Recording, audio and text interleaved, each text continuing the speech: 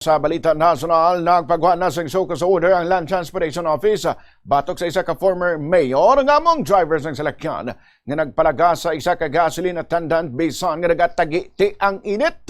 Ginmanduan man ang driver nga isurrender ang iyang lisensya nga subong na paidalom na sa 90 kadlaw nga preventive suspension. Matandaan nga ginulan sang pagpakabalaot ang mga insidente matapos nakitan sa video nga kuha mismo halin sa salakyan sang driver. Mabatian kag malantawan man sa video nga nagakinadlaw pa ini samtang nga nagalagas ang gasoline station attendant. Natabo ang insidente sa Lakapan, Cagayan. Ang Land Transportation Office mismo ang nagkumpirma nga isa ka anay alkalde ang driver samtang miyembro naman sang indigenous people ang gasoline attendant.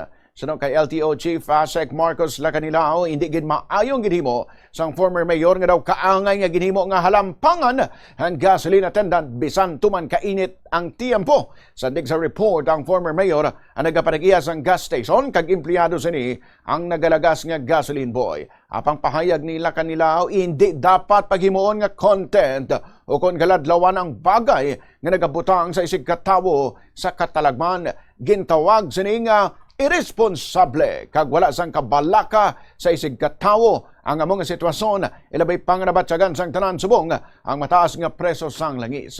Nabaluan nga kung may show-cause order dapat nga magpaatag ang subject kung nga hindi sila dapat pagsilutan kag kung nga hindi sila pag-ideklarar nga improper person nga magdala sang salakyan. Natumod nga ang lalaki sa video, amo si Anay Aliacapan, Cagayan, Mayor Harry, Florida, o kung mas kilala nga HF Florida sa Facebook.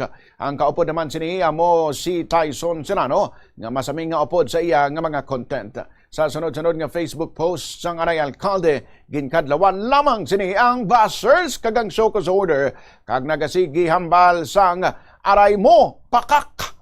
Wala pa sa official statement.